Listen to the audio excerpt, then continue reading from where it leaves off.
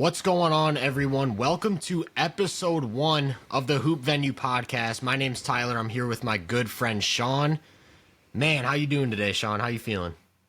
I'm doing good, man. The NBA season's back, or is about to be back. We are 5 days away, 4 days away, whatever, from the season starting back. And, yeah, glad to get this started before the season gets started. Yeah, I'm excited, man. I've been looking for a platform like this to just do my endless yap sessions because there's only so much you can do when you're confined to a scripted 20-minute film breakdown, whatever. And I know this is more your arena, but I'm trying to tap into the podcast world, and I'm thrilled, man. I'm thrilled to just get some thoughts out there, especially with the season right around the corner. Just perfect timing. Yeah, I want to get to know you personally because we've only talked a few times, and I know the people watching want to get to know you. So I just want to ask you how you got into content in the first place. We've talked a little bit off camera, but I want to really know your background. So I'm gonna try not to put people to sleep because my story is really weird and strange. So I'm so glad it's deleted and burned from YouTube. But the very first video I ever made was I would have been 15. I would have been 15 at the time. It was me and some of my best friends or whatever, just recording. Think of a better version of First Take, where it's a debate-ish style show or YouTube video content or whatever. And this would have been you follow football a little bit, right? I know it's not a football pod, but yeah, no, for sure, just a little. Yeah, not crazy, but I'm definitely tapped in. So, do you remember this? How long it was? Do you remember when Ryan Fitzpatrick was on the Bucks, and it was him and Jameis? And also on the topics we were doing, it was oh man, who should start for the Bucks? Why the hell are we talking about Jameis Winston and Ryan Fitzpatrick? But and off and on for a few years, and then started at Lakers Nation, obviously, when I was in college, and that story is a story in and of itself. And then worked with them for a few years, had built great relationships with guys like Trevor and the whole crew over there, and yeah. So that's essentially the full story, and just taking it for the whole league now, doing my own personal channel, and then starting the pod with you, man. That's awesome, dude, because I actually was always envisioning doing a First Take style show on YouTube. Yeah. And that's so funny that that is actually your initial background in content. Yeah, dude, on my end, I got into the game. I mean, I was a basketball fan, obviously, from day one, but I really got into the analytical side of things during the 2019 playoffs. That's a great playoff run. Absolutely. And what's funny is what made me so fascinated was I was obsessed with making lists. I was just always trying to rank everything about a player, ranking my best shooters, ranking the best ball handlers, ranking the best point guards. And then I got down that whole loophole of going down to NBA history, trying to rank the top 100 all-time players. And so I got really into analytics just because I was trying to make the most accurate list. That's all I cared about. And in getting into analytics and stuff, and it was right around COVID time, I started to get obsessed with the actual nuances of the sport. I didn't realize from the surface level how much went into a player's skill set, how many little things you would see on the court if you really looked, and how that interacted with other skill sets, and fell into a team scheme. I never realized how in-depth everything was until I would say during the bubble is when I really started to pick up on that. Another fun playoff run. I know we clown on the bubble, but loved it. Pure hoops. You don't understand. I was standing in my living room up 2 inches away from the TV watching Donovan Mitchell and Jamal Murray go bucket for bucket. Bro, classic. But yeah, like I said, I got into the nuances, and then in 2021 is when I finally started to put it in video. Early 2021, and since then, obviously, just it writes itself. I just been hammering out content for 3.5 years, 4 years now. Yeah, dude, and I love it. I love every second of it. I love learning. Well, I learn more every day. I'm gonna learn more recording this podcast, and it's I just love it. It's fun. And not to control, but that's one of the. I was talking with a buddy of mine the other day, and so I'm also a varsity basketball coach, not the head coach, but I'm our offensive coordinator. Basketball obviously doesn't have that position like titled or whatever. I hate that, by the way. Very small nitpick that I have of like basketball teams like nationally. Nobody does it, collegiate or national level. But I was talking with somebody. I'm like, that's one of the coolest things that I've been able to like notice the past few years is how it's when rather like my coaching and the content can kind of like intertwine with each other. Yes.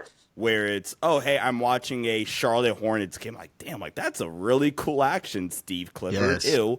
But I'm going to steal this. Or like, I like how they're manipulating a defense in this way or something like that. Or even when I get to leverage like coaching into the content sometimes. So yeah, it's fun. It's fun. Yeah, awesome. And that actually reminds me. So I don't play basketball at a high level anymore. Never really did, but I obviously played in my circuits, whatever. These days I just play pickup, and it's usually really competitive pickup. Like we get serious, and it's funny because my content is mainly diving into player skill sets. Like I have a whole series of why X is impossible to guard, and I'm looking at everything from like hip angles to shin angles to flexibility, and I love how like with that approach, I get stuff in my head when I'm playing, and it's like I don't actually think about it. But it's just inherently there. Like I'll think of like something I watched a player do over and over and over again while editing a video, and I'm like, I can try that. Or I think about it analytically. I'm like, man, I'm tired. But if I take like if we're playing all ones, I got no reason to be shooting a 30-footer. Like there's no, I don't get a boost for that. I'm gonna try and go to the rim. I'm gonna try and create something better. And a lot of people comment that under my videos. They're like, I use a lot of the stuff you say analytically and approach my high school or my college games with that. Yeah. Because it just like it makes me think about how I can be more efficient in my own game. But yeah, with that, we've established that we're both basketball sickos.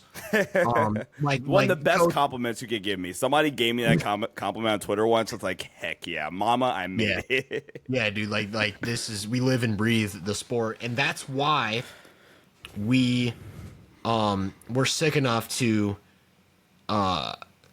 treat the preseason like it was the playoffs, essentially. Like I was gonna say, like I don't know about you, I would assume, but the last week I've been watching preseason basketball like it's the playoffs. Like I've just been that's all I've really been doing. Yeah, I'm just trying to like I was actively sitting there like watching some of the teams that we're gonna talk about and said like, man, okay, it's really hard not to overreact, but yeah, I mean, again, that's the cool part about the season starting in 4 days. Like, that's officially where you're, okay, who cares this first couple of games of the year? I'm now allowed to overreact.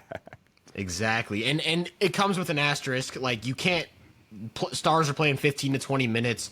Rotations are going 20 players deep. Sure. But I still think there's a lot we can draw, especially in terms of approach to the game. Like, what type of offense is being ran? What are teams throwing out defensively? What kind of lineups? And so I actually wanted to just ask you straight up, out of all the preseason basketball you've watched, what is the one thing that has stood out to you the most? Like, what team player, what has stood out? I mean, I'm going to be a real sicko. And if we haven't established it, we're the goal of this is to, in some capacity, try to cover all 30 teams. Will I subject us to talking about the Brooklyn Nets for 30 minutes on a show? Absolutely not. But, like, the goal is to... like at least provide something for all the fan bases. Thought that should be noted there. But I mean, yeah, I'm gonna start off with like real sicko. The Detroit Pistons, I am all in. They're gonna be so much better that I think people are giving them credit for. Every standings list I see, it's the Pistons are gonna be the 13th best team in the East, or they're gonna be the second worst team in the East, or something like that. Where this isn't the same Pistons team that we've seen. Number one. The Cade, like the real Cade breakout is going to be this year. I'm really confident with that. He has, for the first time, legitimately in his career, some semblance of like functional floor spacing with Beasley, Tobias Harris. I mean, Tim Hardaway Jr. is a shot chucker, but at least, again, some sorts of like functional spacing. It's so important because last season, he was sixth in the entire league in drives per 75 possessions. The only five players above him, T.J. McConnell, SGA, Jalen Brunson, Zion, and LaMelo. Shout out to those guys, obviously. But and he's doing that while, like, per B-ball index, in terms of all on-ball shot creators, he was dead last in rim shot quality. So you're now giving him something to, like, really operate with now. Jaden's been amazing in preseason, shooting the lights out from the perimeter, playing with insane confidence right now. And there's not five players in the league that are faster with the ball in their hands than Jaden Ivey. And having that slashing ability next to Cade, combined with the shooting threats, Ron Holland, my number 2 guy on my draft board this past cycle, is just like, he's like a 7-year-old, where like 7-year-olds are just full of energy all the daggone time. That's Ron Holland. Insane athlete. He's so, I think the most impressive thing with Ron specifically is how good he is already at making quick decisions, which is mostly, for most of the time at least, like kind of the thing that takes the longest for young players is just making that quick read or the quick one more, or the quick attack off the catch. And Ron's already really, really good at it. And then the last thing, I'm not really ready to kind of jump the gun on this one yet, because this one is still like, we're very much in the development stages. But from this games I watched, like JB Bickerstaff might have to get a statue built, because if he turns Jalen Duren into a competent defensive anchor, just build him a statue. He's still not great, I think, but this is the most active he's been, where that's always kind of been the knock on Jalen. Lack of activity. He's already kind of undersized. He's 6'10" if I recall correctly. Yeah. But it's the most active he's been around the rim, gain deflections, being active more with his hands. So I'm big on this Pistons team this year. Yeah, dude. I love everything you said, and I think the biggest thing with the Pistons is you look at their role players, their veterans. It's a lot of castaways that other fan bases hate. It's like the Mavericks. The Mavericks are like Tim Hardaway Jr., get away from me. The Sixers are like Tobias Harris, get away from me.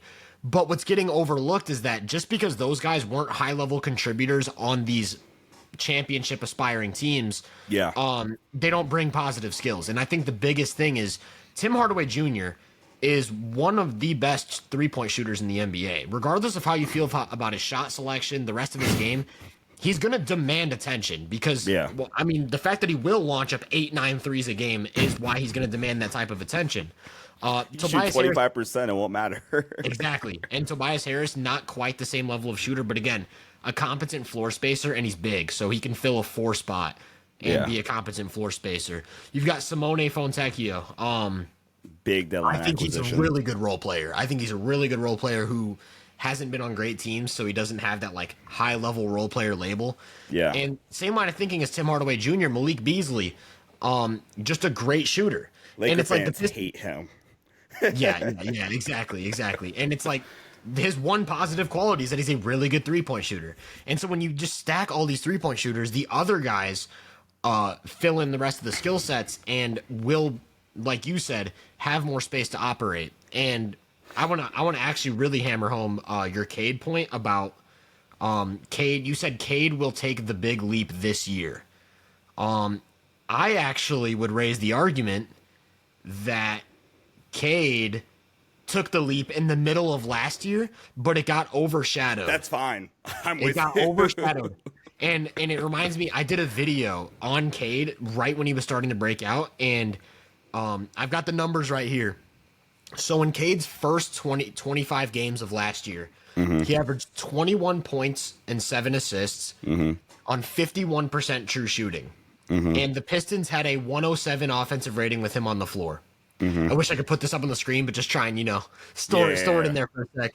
The next 24 games after that, Cade averaged 24 points and 8 assists, 58.5% true shooting, and the Pistons had a 117 offensive rating with him on the floor.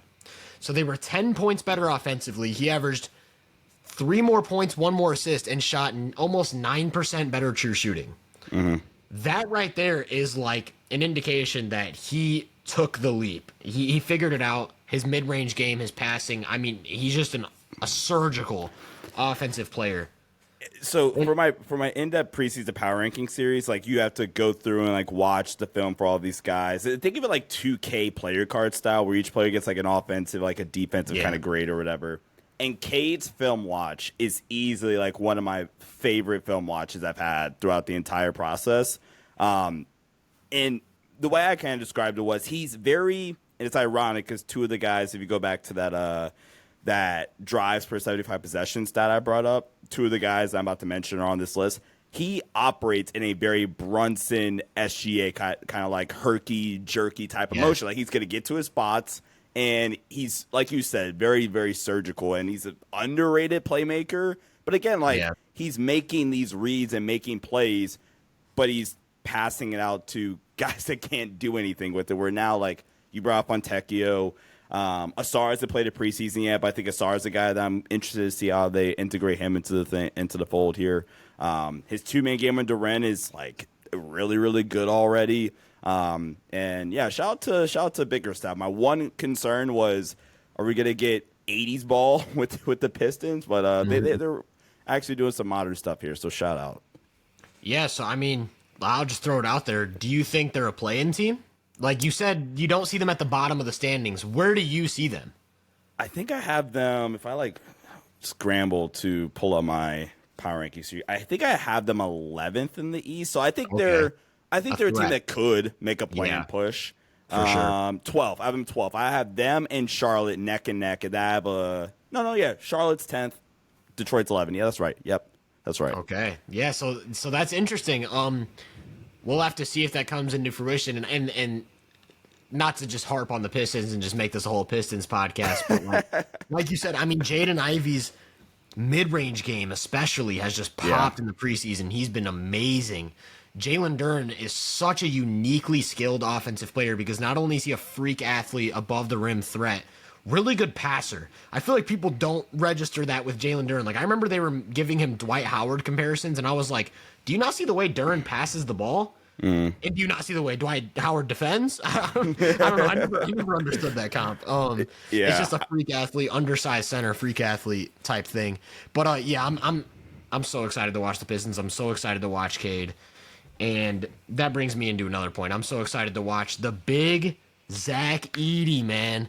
I'm just gonna take my L.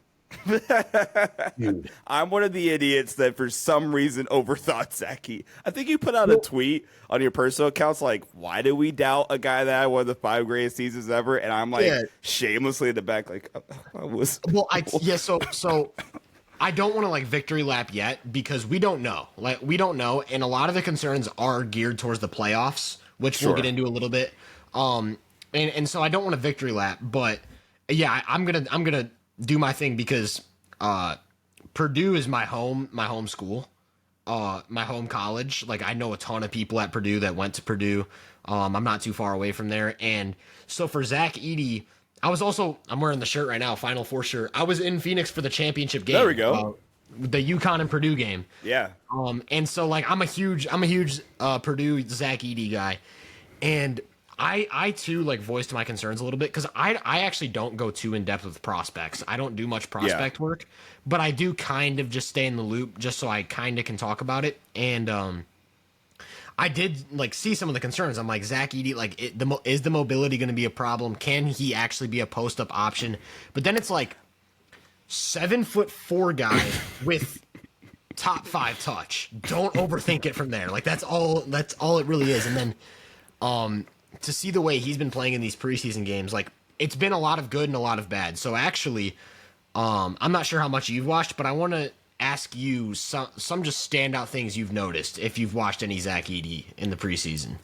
I haven't watched enough to like give this overwhelming take on Zach Edey, but I will just say like the comfortability, I think like off the jump is insane. And so I'm going to like take blame for like overthinking, but again, I'm glad that what you said about like the reasonable, I think, concerns, like I had him 20 on my board, right? Mm-hmm. Now, I got a lot of crap from Laker fans because I didn't want him in LA. That was kind of my thing. But when draft night came and Memphis didn't trade up to get Klingon, because Memphis' whole thing was, we're fine. I think they had the 9th pick, if I recall correctly.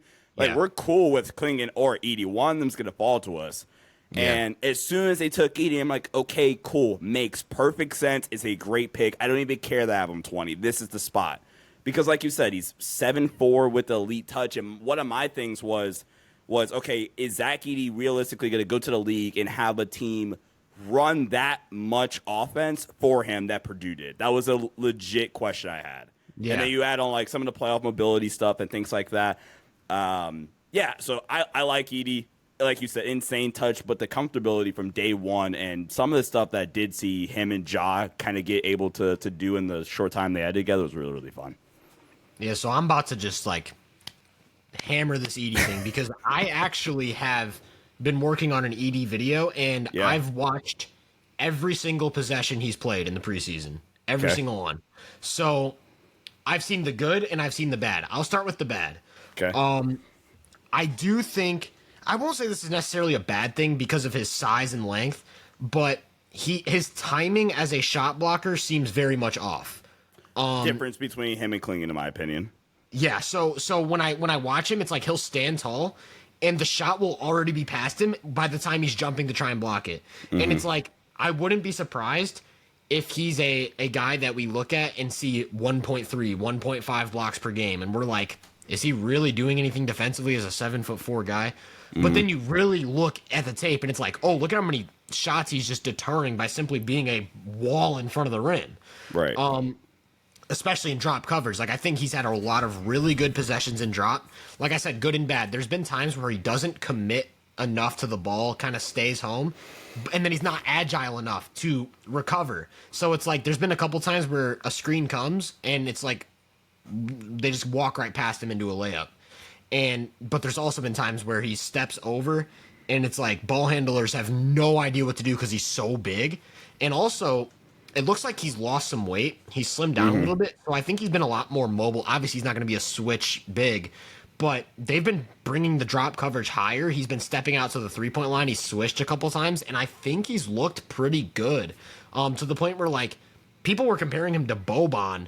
I don't see that at all. Like, I think... No. I would say it's more like Nurkic before the injuries is kind of how he moves defensively. Like Portland Nurkic during those playoff runs, that's kind of how it reminds me of, but 7'4".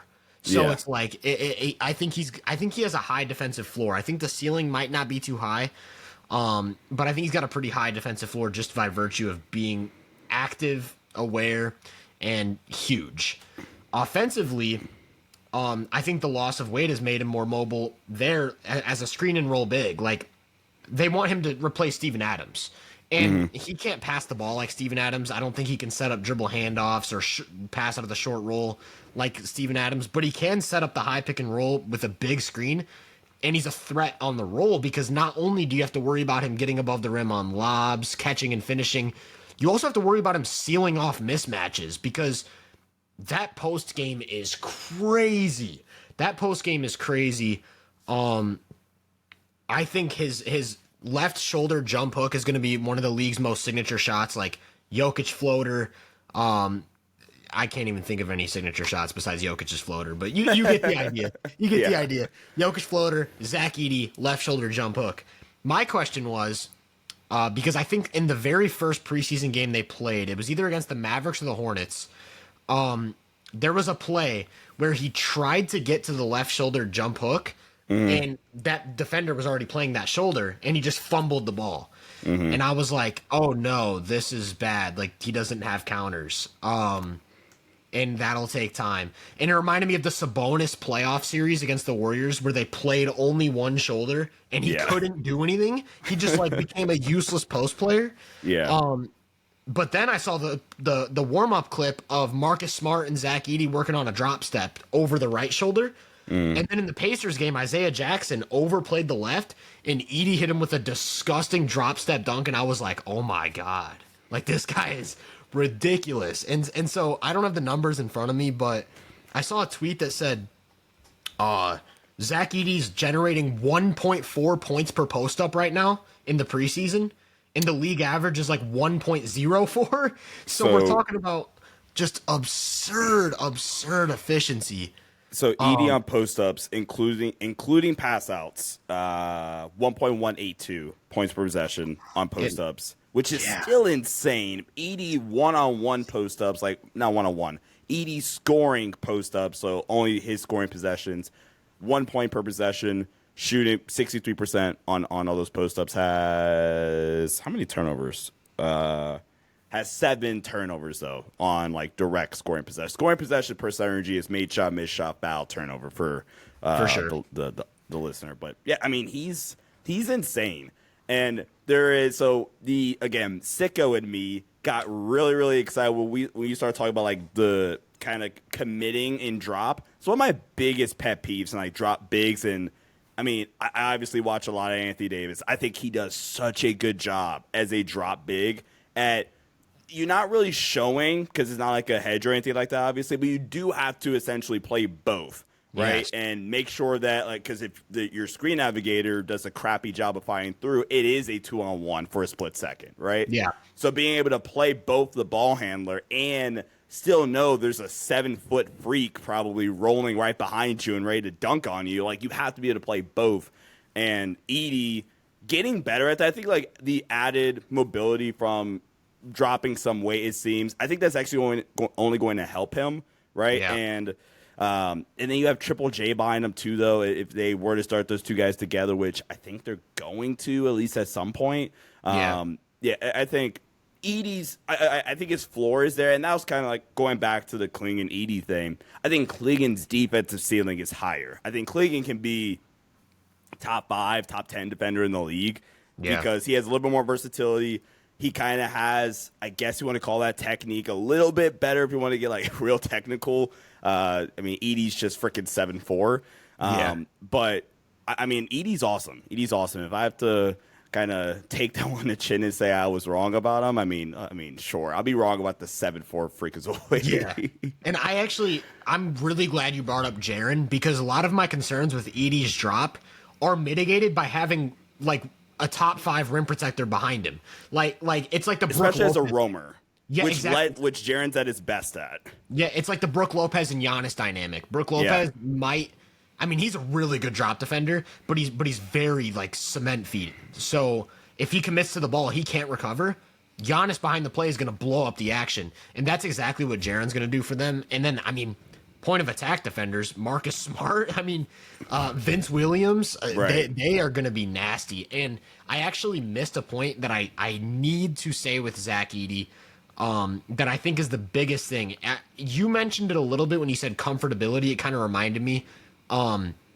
His feel for positioning on offense is sublime. It's elite. It is so good. Like, day one. If you throw on a Grizzlies game and only watch Edey under the basket, like in the dunker spot, he doesn't stop moving. He doesn't stop sealing people off. And he's going to get so many easy points and create so many easy kickouts by just simply flashing around. It reminds me of Shaq. That's what Shaq used to do. Just flash around everywhere, constantly seal position.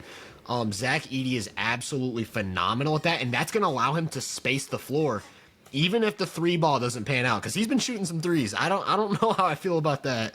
But, yeah, he's going to be. I'm really high on Zach Edey. I just gotta flat out say that, and I'm uploading my video either Friday night or Saturday night, and I'll go more in depth on the nuances with that. Shameless plug right there, but yeah, Zach Edey, I love the guy. Another rookie that a lot of people have been talking about is Dunn, on the Suns, and I'm gonna straight up say I have barely scratched the surface of watching Suns preseason basketball, and I hate it because so many people have been asking me for a Suns video because of, like, the new and improved offense with the driving and kicking, and then especially Ryan Dunn. I wanted to ask you personally, like, I was waiting for this moment because you've been tweeting Suns clips, you've been tweeting Ryan Dunn clips. I really want to ask what you've seen with them and what you've liked. So this is, I've covered the draft in some capacity for 3 cycles. So my first cycle would have been the Paulo cycle. So you got the Paulo cycle, you have the Wemby one, and then, Risa Shea cycle. Notice there's a drop-off. Yeah. But Ryan Dunn, pound for pound, is the best defensive prospect I've ever evaluated. And just that's how we're going to start the conversation off. Like, yeah, there's Wemby, and I mean, part of me wants to say it's kind of unfair to Ryan Dunn to throw Wemby in there, but part of me also wants to say, like, no, like, Ryan Dunn's defensively, he's that good. There's a play, and I love how I always want call back to this play, but never remember who it's against. I want to say it was against Wisconsin, maybe, and so Virginia was one of the most hedge-based defensive teams in the country last season, college basketball-wise, and so Ryan Dunn's the hedge big in this possession, right? He's a hedge big. He does a great job of hedging out and forcing the ball handler to go to the sideline. Does his job perfectly. But the screener does an amazing job of kind of just slipping out, and he has a good 4 steps on Ryan Dunn to the rim. Ball gets swung, one pass away, throws it down to the roller, and Ryan Dunn, 4.2, he's running a 40-yard dash, 4.2 speed, beelines to the rim, and just smacks it off the glass, makes an insane play. But obviously the question was for Ryan Dunn coming out was man, he just has literally 0 offensive game. It's worse than probably any offensive guy you could ever think of coming out of college. And easily the biggest thing is I really don't care. He could have shot 20% from 3 or 20% in general from the field in preseason. It's, again, just how much confidence he has. That's the more impressive thing. He's taking some pull-ups in preseason.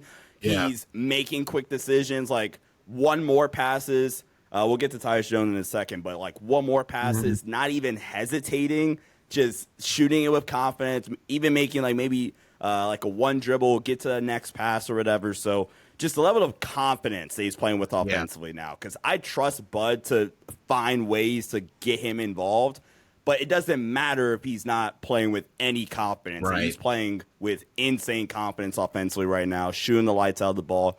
The form isn't even that bad either, so I love Ryan Dunn. He's one of my guys, and yeah, I'm excited for him. I want to ask a little bit more about his defense because, like I said, I'm not well-versed. I just know what people say on Twitter, and my first look of his defense is probably going to be game 1 of the regular season, so I really don't know. I know he's 6'7" with a 7'1" wingspan, and that could mean one of two things, and I want to ask you because I think Draymond is 6'6" with a 7'1" wingspan. And then you have a defender like Jaden McDaniels or Herb Jones, who's I think 6'8". Herb Jones. Okay. So maybe still more rim protection. I think Herb though, where he's this first off, stupid athlete. Yeah. Insane athlete. But then you have, and I don't want to be disrespectful because Draymond's one of the 3 smartest defenders probably ever. Yeah. So I don't want to get disrespectful. Crazy. But there's as a rim protector, he brings true rim protecting value though, I think too.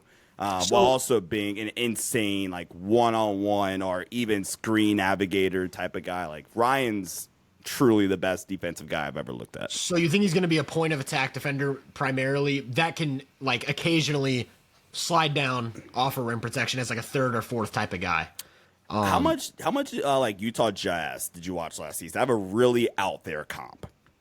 I've watched a decent amount of Utah Jazz, mostly offense though. I really hammered. I was obsessed with the Jazz offense because Will Hardy's a mad mastermind. But what are you gonna say? What are you gonna say? So, I was a big Taylor Hendricks guy coming out, and one of the things Utah though used Taylor Hendricks primarily as a point of attack or wing stopping type of guy.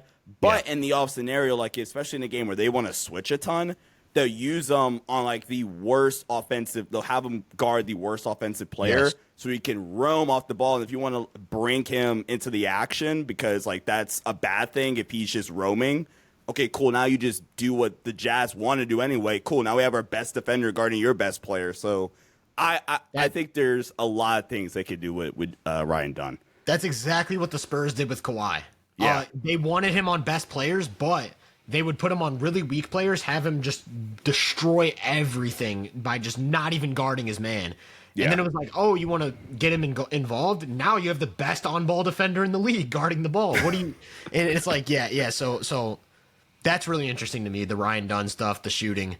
And then, of course, a big question for them was the point guard position. They didn't really have that figured out last season. Devin Booker was the point guard.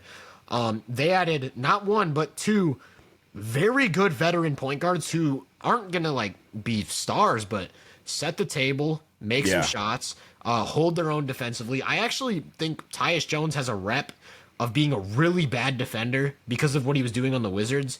But I remember when he was the backup for Memphis, I didn't think he was a great defender, but I didn't feel bad about him. Like, I didn't think when teams would put him in the action, they were actively gaining this massive advantage to attack, like he was some detrimental defender. And same thing with Monte Morris. He was always solid in Denver.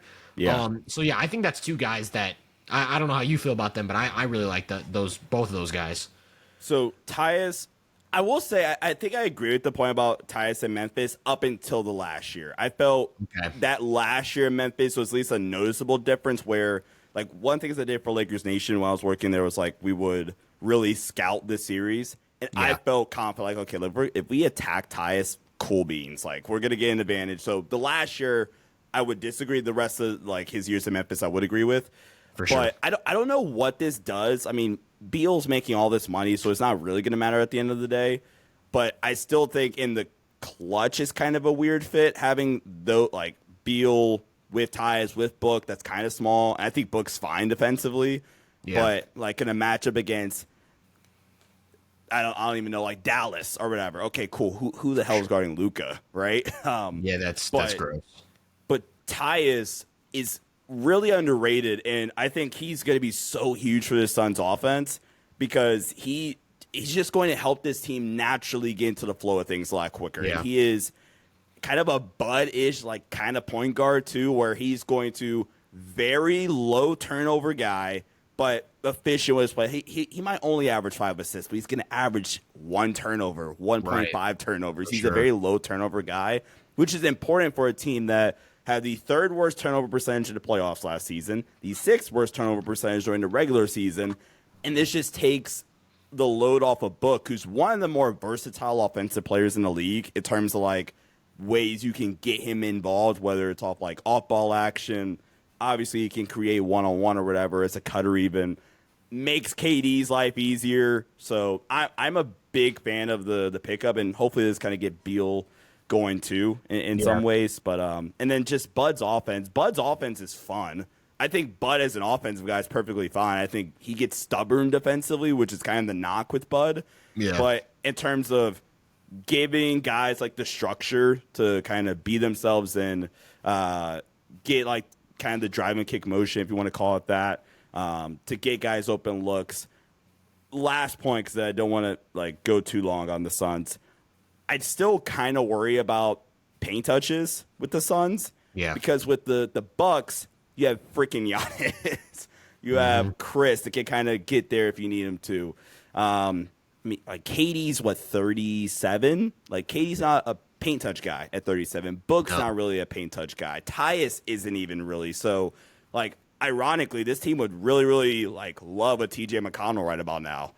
And it's funny. Their best driver is pretty easily Bradley Beal.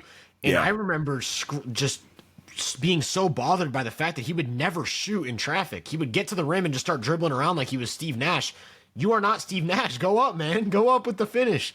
And also on your point about Tyus Jones with the turnovers, Monte Morris, same thing. When he was a full-time starter for Denver, he averaged almost 5 assists, I think, and maybe less than a turnover. And obviously he's playing with Jokic, so it's kind of a caveat, but. And also in that same line of thinking with the passing big, my biggest concern actually is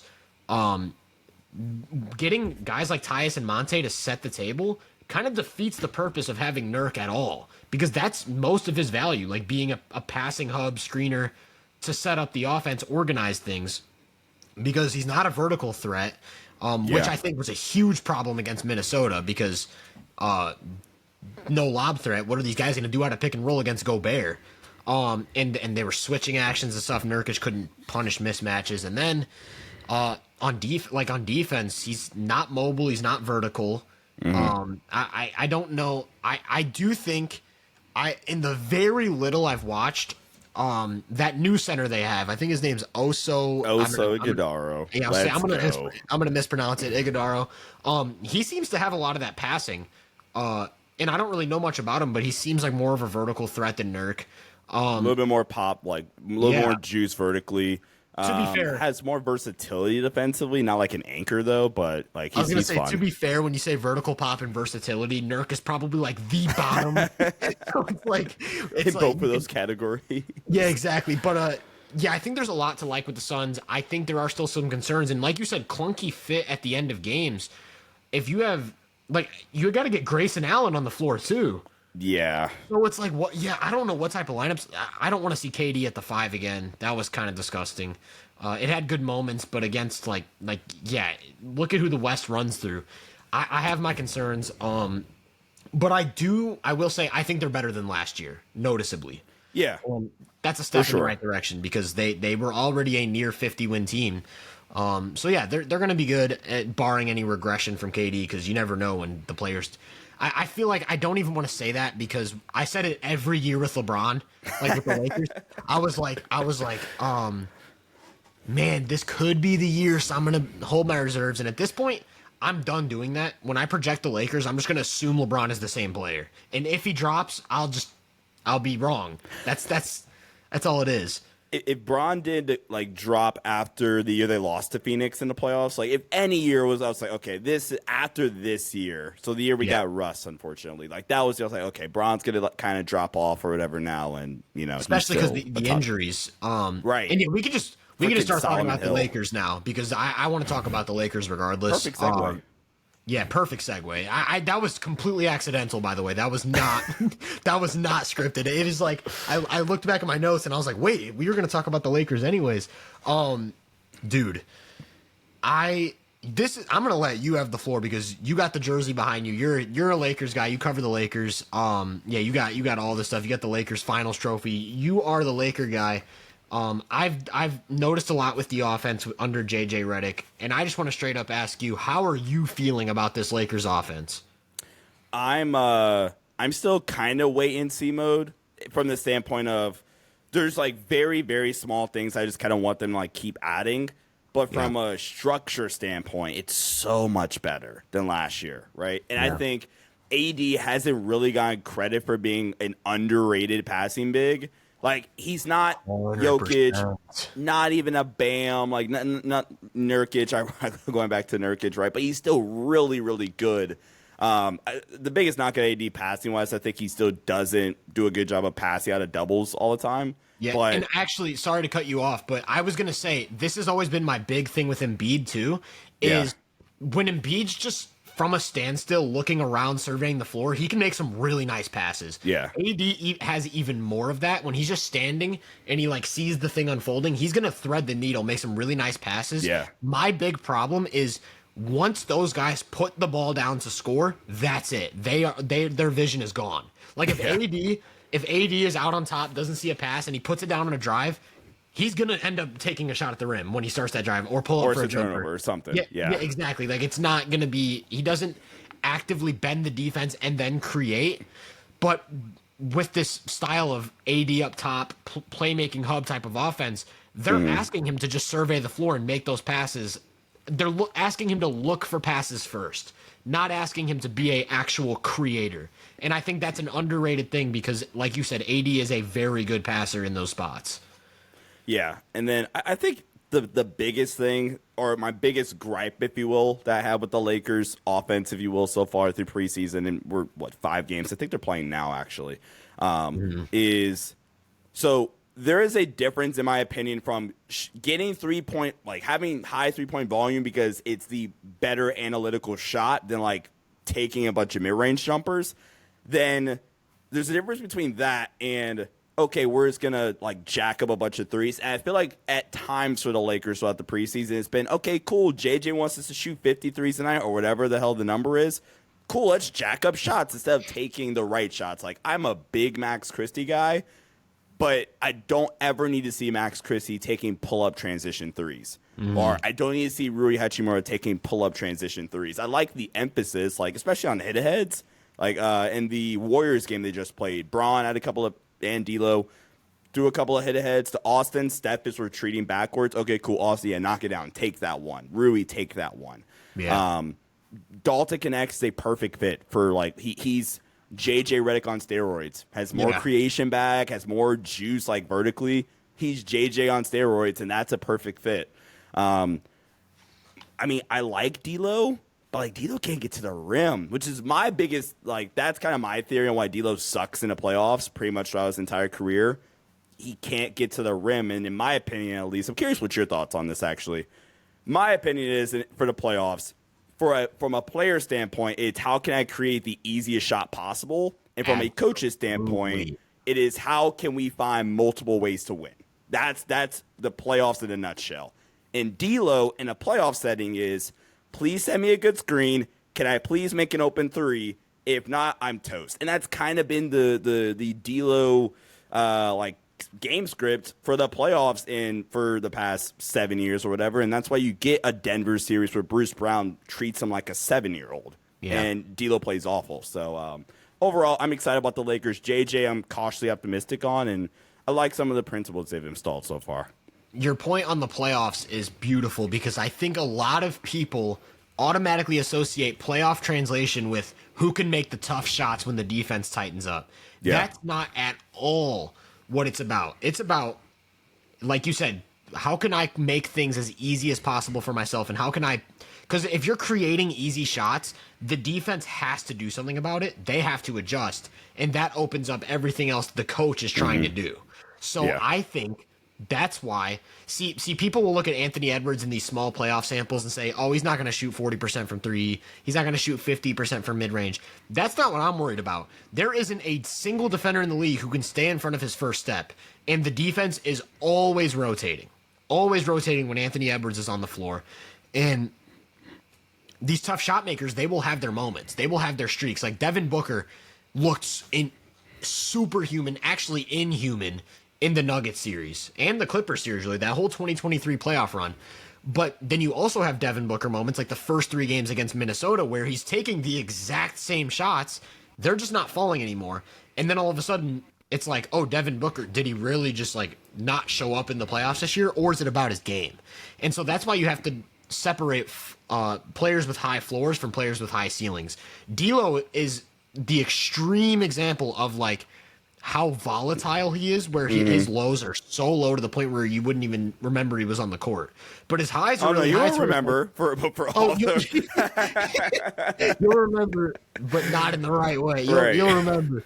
But then the highs are so high where it's like, wait, this guy might be like an all-star level player. Yeah. And he's been really unfortunate. I think a lot of it is luck, where it's like a lot of his bad stretches have come in April and in May, and it's like, if he was hitting those shots that he like he was a month ago, we'd be talking about him completely different. So I don't think a lot of people just say he doesn't live up to the moment, he's a choker. I think it's what you said. I think it's a complete play style thing. When you're so reliant on shooting, you're going to have your Klay Thompson playing game. 0 for 10. It's like Klay Thompson's not a 0% shooter, but it happens when you're relying on that to happen. Yeah. Yeah, and then also another thing, when you talked about jacking up threes, it immediately reminded me of, I turned on the Warriors game the other day when it was 73-65, I think. I think it was 73-65. Cam Reddish checked in for the first time. And the very first thing he did was pull up a transition three, and he made it. He made it, but I was like... But like process. I was like, why is Cam Reddish shooting a transition pull-up three in his first possession in the game? Yeah. And that, to me, is a coaching. Like you said, coaching. It's like, they just want to be shooting. They're shooting so many transition threes. Yeah. And it's like... It's what I literally just said about the volatility. There's going to be moments where the Lakers are taking those transition threes and just burying them, and you're like... oh my gosh, they're like the Pacers. They're the Indiana Pacers in LA. We're like, no, we're not the Pacers. No, yeah. So I actually agree like 100% with everything you just said. Yeah, dude, I am cautiously optimistic. I think I mean I just made my video called These Are Not the Same Lakers. And I think great video, by the way. Appreciate it. I got a lot of hate in the comments, which is always going to happen when you make a Lakers video. It's just what happens. Yeah. But a lot of people were saying, these are the exact same Lakers. They're going to win 47, or they're going to suck again. People keep saying they're going to be garbage again. They were not garbage. They almost won. Being a game out of the 6th seed is what is all of a sudden being garbage. They were the same team as the Suns essentially last season. They just ran into the one team that they had no shot of beating. Hey, same for Phoenix. Right, where Phoenix runs into the one team they had no chance of beating. And so my thing was, I even said, I wouldn't be surprised if they win more, the same, or less games than last year. I'm just saying it's not the same team. Their approach is different. That's all I'm saying. And especially if Vando comes back. Like, I can see them being a 50-win threat. Is Vando going to come back, by the way? Like, what is that? I mean, they say that I think he gets reevaluated in 2 weeks. But, you know, the Laker fan in me is saying he's not touching the court until at least December. That is what, like... But and what's so bad about this, the Lakers actually, like, they desperately need him. It is AD, so bad. like, Max, Gabe, and then nobody else. Love Bron. Bron can maybe dial it up in a playoff setting, but it is nobody except AD. And LeBron's best skill set as a defender is, like, being a quarterback. He's not actually out there, like, defending in isolation or getting around screens. That's what they need from Vando. And also his motor. The Lakers' transition defense is abhorrent. And so Vando, like a high motor guy who's going to always get back, I think that's also kind of the knock on AD too. AD is not this ultra high motor guy all the times, which is why like Laker fans hate it where he'll make a layup or whatever. Like, damn it! All right, we just got cool. AD made the layup, but now they're gonna get a wide open like Michael Porter Jr. 3 because we didn't get back. Jokic is always sprinting, and so that actually, funny enough, like now we're just gonna start rambling about everything. And no. That was always my thing with AD when people talk about him as the best defender in the league, because I think he is. I think he's number one, but I think it's close. Him and Bam for me. I think it's close because of what you're saying. Like, I think AD, ideally, at his best, I'm thinking the Memphis series from 2023. That was the best defense I've ever seen him play. Ever. Best defensive series I've seen from a guy since like pick whatever Draymond series you want. That's literally 100%. That's what I would. And then maybe a Giannis series somewhere is probably close to like that. That title run, maybe. Yeah. But like you said, probably Portland Draymond is the last time we saw a defense of that caliber. Which Portland Draymond? We're talking 17 first round. Right? I mean, he just like torched Portland all the way. Pick one. Yeah, and then he starts shooting 50% from three. But and so AD at his best in that Memphis series was like pretty close to what you get with Rudy Gobert as a rim protector, and then pretty close to what you get with Bam as a switch defender. And it's like, that is ridiculous. But then you look at like the Nuggets series, and it's like, okay, this is the 6th time he's gotten burned on the floor. That has to be accounted for in his value. You don't see that happening with Gobert or Bam. And so for me, I think AD is the best defender in the league. But not only is he struggling to get back in transition, things like that, getting beat down the floor, he's also overtasked with having to carry that defense. And the fact that they even look competent against playoff offenses is a testament to his greatness. Yeah. And also with AD up top, in the new offense, I think he'll be able to get back more, because that's exactly why Jokic is usually the first guy back in transition on defense. Mm-hmm. And Jokic obviously isn't some stopper, but transition offense is harder when a 7-footer is waiting for you. It just is. And AD being as good as he is defensively as a near 7-footer, I think that we'll see some more where he's like last line of defense and then shuts down 2-on-1s. Which just reminded me of Draymond in the Portland series when he shut down the 2-on-1. Greatest play, greatest defensive. Okay. Not to get down a side tangent really, really fast, because one of the things I like, rankings suck, especially with like defensive players. But I'm curious because I'm gonna do like a tier maker, good grief, of like just best defensive players in the league. What are your top 5 defensive players right now? Top 5 defensive players in order? Sure. Why not? Okay, I'll count down from 5. Okay. My number 5, I think it's like a pretty, I almost want to say a 3-way, maybe even a 4-way tie, because I'm going to shout out Embiid, because I think Embiid as a drop defender, as an anchor, as a rim protector, I think he's limited with his switchability, but I think he kind of has mastered drop, and the big thing for him is he going to be healthy and is he going to be consistent? I think over the course of a regular season, I'd much rather have a lot of other guys, but just like get like even injured in the Knicks series, you could just see his impact in the pick and roll. So I think Embiid, I'm going to give a shout out to. I'm also going to give a shout out to Jaren. Okay. I wouldn't have him top 5, but like you said, I think it's the exact opposite of Embiid. I don't see Jaren as like a one-man anchor. I don't think he's a great drop defender, and he's a really limited rebounder. Mm-hmm. But and like then in terms of roamer, he's like, oh yeah, probably absurd. Yeah.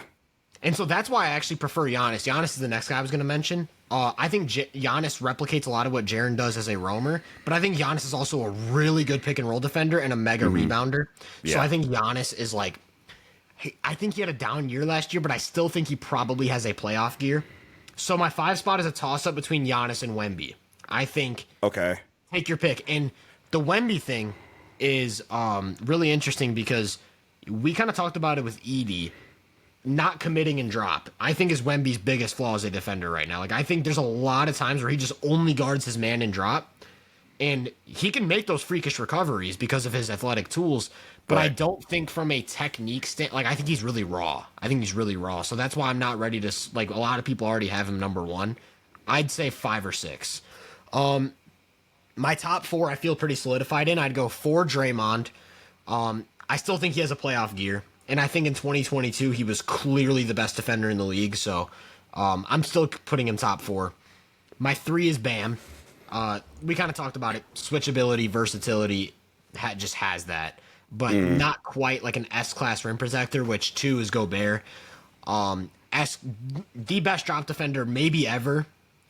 Best rim protector since, like, I don't even know, Mutombo? I don't know. Just don't anger the comments now, Tyler. Oh no, you already know. But like, yeah, ultimate paint anchor, and I don't think he gets enough credit for how mobile he is at 7'1", 7'2". Like, he switched 1 through 5 in the Sun series, and it got wiped from everyone's memory. Fried by the best offensive player in the league. Yeah, I was gonna say the Sun series stopped existing the moment Luka hit that shot. It was over. No more Gobert. Like, no. And then obviously number 1, AD, that leaves. What about you? What's your top 5? So my top 5 is, I got 81. I have Bam 2, and for me, that's the toss-up. I think it's preference. Then it's Gobert 3. That's fair. I have Wemby 4, and then like Draymond 5. And you start getting to like the wings and a few other bigs. Yeah. So my first wing, actually, I'm looking at my list right now, is between OG, Herb, and Caruso. I have them all like right that's there. About right. And they're all like arguably number 10. Because I just like think bigs control so much more defensively, and we don't got to get into that. But what about Jaden? Because I have like this weird knack. I like if Jaden put on like just 5 pounds of muscle, dude. So Jaden, I think, is a next tier below those guys. Like, I think you have the heaviest hitting wings, guys who can like ultimate Swiss Army knives. Jaden, I think, not only lacks the strength to defend like a Luka or a LeBron. I also think he isn't quite the best team defender when you compare him to those guys, just from an awareness standpoint. Especially like an OG or a Herb, Right. I think Jaden's a great rim protector for his position. I think he, like, his length and athleticism allows him to make crazy plays. But it's sort of similar to like Jaylen Brown, where you'll have these moments where it's like, oh my gosh, this guy's an ultimate defensive anchor. Yeah. And then you have other moments where he's just lost, and it's like, I don't know. So, yeah, I'd say Jaden's like next tier, like second tier wing defender. Like, if we were doing positions for all defense, he'd probably be on my second team. Well, speaking of Jaden McDaniels, like going back to the last 2 teams we had to cover, and again, just perfect timing. Timberwolves was kind of my other team here. And it's not even really have this like overwhelming take. Well, I have one, and this is kind of, I guess, Tyler, this isn't like a hot take pod or whatever, but my kind of out there take for the preseason is just like, man, what if like Dante DiVincenzo just like takes another leap, you know, like just what if? Because he is this kind of versatile offensive piece where you can have him be a secondary creator and operate pick and rolls. He's a good ball mover, really good shooter, obviously. Shot the piss out of the ball for the Knicks last season, and in the playoff, oh my God, he had the game. I mean, they got blasted, but he had that insane Game 7 against Indiana in the conference finals. Had a few other standout games throughout the playoffs as well. Really, really good fit next to Ant. And I know it's only one game, I was kind of a little bit more critical on the trade at the time, but now kind of say, like, especially the DiVincenzo fit, Randall makes a lot of sense for them. And, like, especially when you go to their main problems in the playoffs, I like Cat. I think Cat's a good player. I think Cat actually kind of gets disrespected a little bit more than he probably should, especially after the playoff run. I was watching some of the Denver game. I forget, was it Game 7? Where Cat was, like, legit just the best player on Minnesota, but he like, fouls out. If it wasn't for his... I don't know if he fouled out in Game 7. I actually can't recall. I just remember Game 7, they were down 20. They were basically done. And he surged them with his mismatch hunting. He was abusing Jamal. And then, obviously, the defense he played on Jokic. Big strategy for them was having Cat go under screens and make Jokic shoot. Jokic attempted like 11 threes in Game 7. Yes, I think same thing with Gobert. Like, did he foul out? No, he didn't foul out. Jokic took 10 threes. Rudy fouled out. Cat had 5 fouls. Yeah. So I was gonna say, I think Dallas series ruined Cat and Gobert's rep for the first 2 rounds because, man, Cat was awesome. In the Denver series, and the Phoenix series, he was really good too. I agree. Other guy in Randall, sorry to cut you off. Just having this other guy in Randall that can legit, like, consistently abuse matchups and get downhill, create his own shot, get to the rim, and then be a good enough playmaker to where, okay, cool, I'm going to abuse this matchup. When you send help over and overcommit, I'm willing to kick this out to a Jaden McDaniels or to a DiVincenzo or to an Ant who is a more than capable shooter. Conley even. Like, they have, I mean, sure, the Rudy and Randall pin might be a little clunky at times, but, like, oh, well, I guess. Like, okay, cool. You still have, you could go Randall, Nas. You could go Nas, Gobert still. Like, I still think you have the options there, but now you add DiVincenzo, who's a great fit. And one last shout out, I'm a big Rob Dillingham guy. Don't know if he's in the rotation day one, but he's a stud. And shout out Nickeil Alexander-Walker too. Yeah, they have some guys, and I watched most of Randall's debut against the Bulls with the Wolves. Was that his debut against the Bulls? Yeah, debut. Okay, so I think there were clunky moments. Like, I think there were a couple times where him and Gobert kind of didn't know how to position themselves or what to do. Yeah. But I do like that Randall. I think Randall clearly bought into the idea of what they're doing, and there was a lot of stuff I really liked. Like, he was moving a lot off the ball, more than I've ever seen him move. And to me, that's like the ultimate sign. He's trying to make this work. He's moving around. He was also doing a lot of lateral action, like the Draymond thing, where he catches the ball, doesn't have a 3, or has a 3, but instead of shooting the 3, immediately goes into a dribble handoff because he's not a great 3-point shooter. I love that. Especially DiVincenzo, for example, like, that's money. Yeah. Or Conley even. That'd be fun. Edwards, turn the corner. Yeah. Better example. So I do think there were clunky moments, but I think it looked mostly good, and I think, kind of on your point with him being a creator, the biggest addition for me with Randall is the way he can stagger with Ant, and the bench units will just have so much more offensive juice by having a creator of Randall's caliber, because need I remind everyone, he was the lead creator on a 2021 Knicks team that won, like, I don't know how many games they won, but they were a decent team, won some games, and ran into Trey. Yeah, ran into Trey. They won like 45 games. They were like the 4 seed. Yeah, they had 0 spacing, and he was the lead creator. He was the lead creator on like a 45-win team. So if you get him going against bench units, and I would actually say he's a little bit better than he was in 2021 with his he's mental, not settling as much, just hammering it into the paint. I think that's something he took a leap with last year. And yeah, dude, I'm really excited. I think the trade made perfect sense, especially when you look at contracts. I just think it made sense, and I think DiVincenzo is an awesome fit that kind of got overlooked. It got labeled as Randall for Cat and not Randall and this really good player for Cat. So yeah. I'm with you on the Timberwolves. But you got my title pick. They're not my number 1 team in the West. And I think they could be number 2. But to me, there's a hierarchy, and I think there is one team that And depending on who you ask, it might be an overreaction.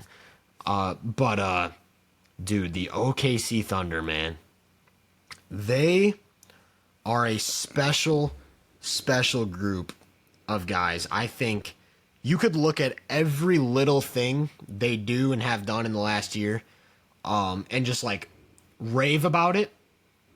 And they just keep adding more stuff. Like Shea comes into the preseason with a completely different shooting form, and all of a sudden is a pull-up three-point guy. And it's like, if Shea's a pull-up three guy, what does that mean for him? What does that mean for him? Like, what does that mean for him and the team? Because now you're talking about a guy who was just an uber-efficient 30-point-per-game scorer for his surgical inside-the-arc game. What the heck is a pull-up three going to do? Same with J-Dub. J-Dub's chucking pull-up threes, and they're going in because he shot 42% on pull-up threes last year. Yeah. You just added, we just talked about one of the best wing defenders, if not the best wing defender in the league in Caruso, to go along with the wing defenders you already have in Lou Dort and Case and Wallace.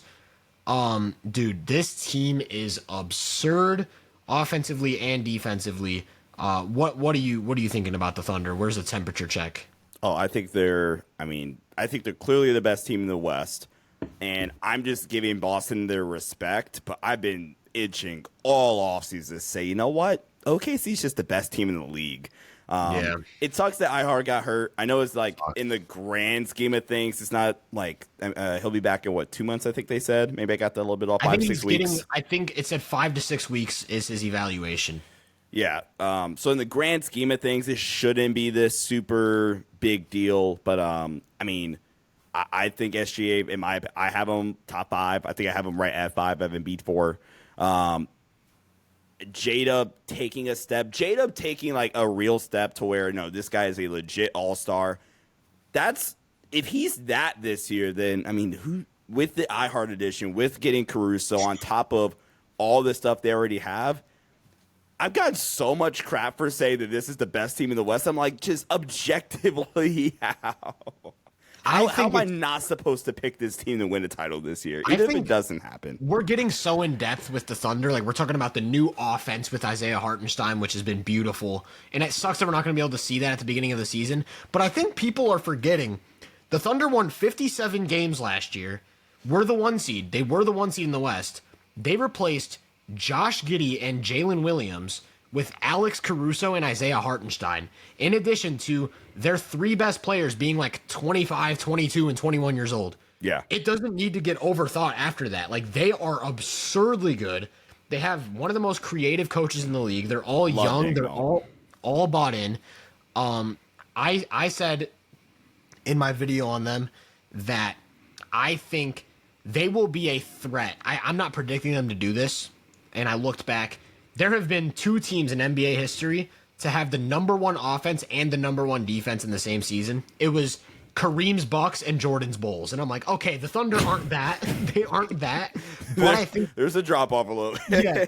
I think they'll be a threat for both of those things. They could be the number 3 offense. Yeah, number 3 offense, number 2 defense. That is a 64-win season. That's what that looks like. This is the 2015 Warriors, where like I said the same thing. Where this is, okay, if this happens, this team's really, really good. Oh, that thing's happened. The next year, you guys are screwed. Yeah, and so it's funny because I feel the same way. Like 2014 was the real Warriors breakout year. Yeah. Where they won, I think they won 52 games. Steph Curry was all NBA, I'm pretty sure. That's the year they lost to San Antonio, right? Was it saying it? No, that was 13. 14, they lost to the Clippers. Yeah, the Clippers. Okay. Yeah, and it's like, okay, they're here. They're a threat. And then 2015, they opened the season and were just boom, instantly like, oh yeah, this team's absurd. And Steph ran away with MVP. Right. And I think that's what we're probably going to see with the Thunder. I don't want to get too, I don't want to have to eat my words, but like, I feel like they're going to come out the season, be amazingly good instantly. And then Shea is going to be like the MVP front runner from day 1 to the end. And it's like, oh, and it's, yeah. And then in the playoffs, everyone's going to be like, well, they're young. It's like the jump shooting team thing. A jump shooting team will never win a championship. And it's like the Thunder still have to prove themselves. But yeah, their roster, their coaching, their scheme on both ends is just it's sublime. It's beautiful. It's beautiful to watch. They won 57 games and fixed their biggest weakness or their biggest both of their biggest weaknesses. Yes, and like we're forgetting that Chet, if it wasn't for that alien down in San Antonio, Chet is easily like he's running away with Rookie of the Year. They had one of the best rookie seasons of the last decade, and it was just overlooked because of Wemby. And also Isaiah Hartenstein, like the injury kind of sucks, but to me, he is their Porzingis, where it's like he's a luxury. The Celtics didn't even need Porzingis for the playoffs, and it was like, oh, when we have him, we're unbeatable. When we don't have him, we're still maybe the best team, and so that's kind of how I feel. Not in the league, but in the West. Like without Hartenstein, I think the Thunder are still arguably the best team in the West. Yeah. With Hartenstein, I don't think it's really a discussion. Now, does that mean I think they're going to go 16-0 in the playoffs? No. I still think there are matchup problems. Like, I think Dallas, for example, they could run it back and do exactly what they did now with even more shooting with Clay. Yeah. And it wouldn't shock me. I wouldn't be like, oh, my gosh, OKC collapsed. What happened? Is Dallas Same thing with Denver. For you then? Dallas. I'm not worried about Denver as much. I was just going to say. Not now. I think it's Dallas. I was just going to say with Denver, we said Jokic, you know, that's the thing. Player. It's the 2018 LeBron effect. It's like the Cavs, you stack them up against these teams, but they have the guy, and it's like that's how I feel about the Nuggets.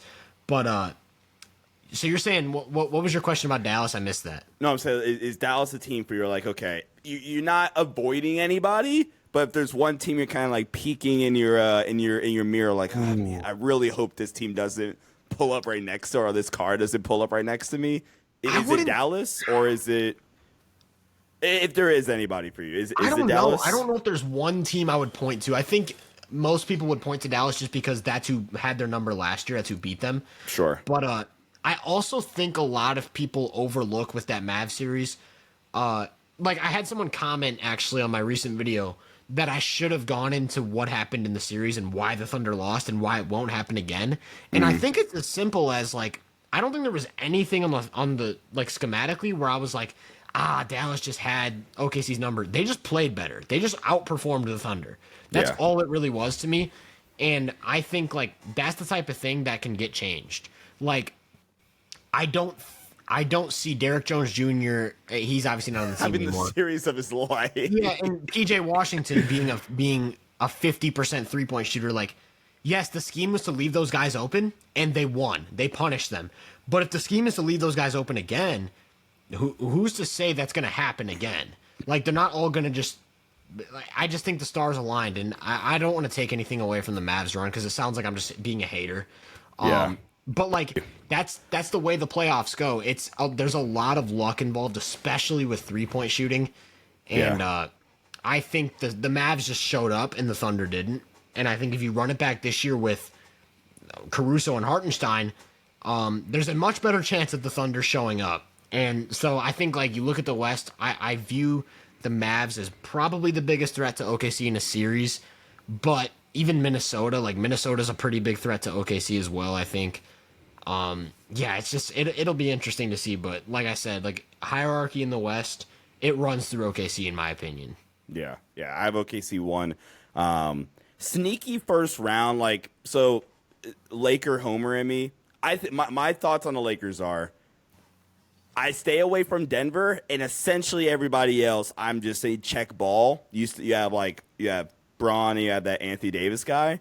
The Hartenstein thing makes it a little bit better for OKC, but if there was a third, because I look at the rest of the West, Golden State, no, I think. For one, I think OKC could probably give Golden State the most trouble with Steph out of anybody. Yeah, for sure. Sacramento, no. I think, just no. Oh, I completely. Sorry to cut you off. I totally forgot Memphis existed. That's another team I would throw into the group that I mentioned with Dallas, Denver, Minnesota. I think Memphis is that good. Another team that I've been saying it's really good, and everybody hates me for it. When all they've done since Ja's been here and healthy is consistently win 50 games. Yeah, outside of his rookie year. and do people forget that they have a G.G. Jackson? What is he? Is he still 19 years old? I'm pretty sure. Or did he turn 20? I think he's still 19. I think he's still one of like the 5 youngest players in the league after a whole new draft class. Yeah. And in his last game, didn't he have 44 points in the last time we saw him? Yeah. That was his last game. Ja is an idiot off the court, but like objectively, when he's on the court, he's a top 20 player. Jaren, now playing next to Edey, is going to be elite at what he's elite at. Like, yeah, and he Memphis, probably, Taylor Jenkins, regular season coach of the year every year. Like, Jaren Jackson probably will be better offensively this year after having a year of having to be the guy. He had to be the guy last year. So you always forget about Desmond Bane too. Yep, like Desmond Bane, Vince Williams, Marcus Smart. They are good, man. They're going to be an elite offense and defense. Actually, I won't say they're going to be an elite offense, but they're going to have a high offensive floor. Where like they won't have a bad offense, and then they're gonna have a devastating defense. So they'll be like a top 8 defense. I'm high on Memphis. Yeah. I mean, I think that pretty much wraps up. If you have any lasting thoughts, is there anything else you wanted to quickly just throw out there?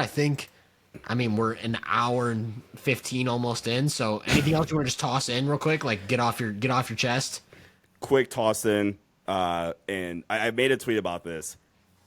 I'm keeping an eye on Atlanta. There's a game, I forget, it's pretty early in the season, like first week, Atlanta OKC. I really want to watch that game. I'm with you. And I think, I love Dyson Daniels. Great I love bid. Jalen Johnson. I think Trae Young just gets so overlooked as an on-ball guy. I'm just Tier not a one huge playmaker. Capella. I'm over Capella. Please start Okongwu. Like I every game I watch, I'm trying to like have my notes or whatever, just like put it on Twitter or whatever. And I was so close to saying, I'm done with playing Colin Capella. Please stop. And then also shout out Charlotte. Charlotte looks really, really fun. LaMelo finally is healthy. Yep. Brandon Miller had the sickest poster tonight. I don't know if you saw it on Miles. I saw it. And that's another one. See, again, I'm not even going to eat my words. I had him third. But like the reason why Charlotte fans hate me is because I was so like, no, you should have taken Scoot, and for me it was a tear gap. But Brandon Miller's awesome, and so that's it for me, honestly. Yeah, dude, and I just Brandon Miller as a shooter, man, I love his game. I'm a little bit worried. It seems like they're going to the Jason Tatum analytical approach, where like I don't know if he's looking for the mid range as much as he probably should be. In these couple preseason games I've watched, I could just be completely off there, but his 3-point shooting has been absurd as both a pull-up guy and off the catch, and he's a special talent. And I also want to just toss out, like we don't really got to talk about it, but Lonzo looked really good in his return. Shout out Lonzo. The Bulls are so much better when he's just on the floor existing, and I love Lonzo. I want to see him on a contender, and I know that's like kind of crappy to say for Bulls fans after they just got him back, but like, I think Lonzo is like the needle mover for at least 8 teams trying to contend. Yeah. So, I just wanted to throw that out there. But that wraps up the first episode of our podcast, man. This was fun. Make sure you guys follow us on x.com or Twitter, whatever you refer to it as. My @ is Tyler Britton _. What's your @ Sean? Sean _DAVI. Shout out to the guy that stole Sean _Davis. Thanks a lot. Yep. Well, appreciate everyone. I don't know how many people are still here, but I appreciate everyone for watching and listening to us yap about everything from preseason to top 5 defenders in the league. We covered it all, and I'm excited for episode 2, and we'll catch you guys then.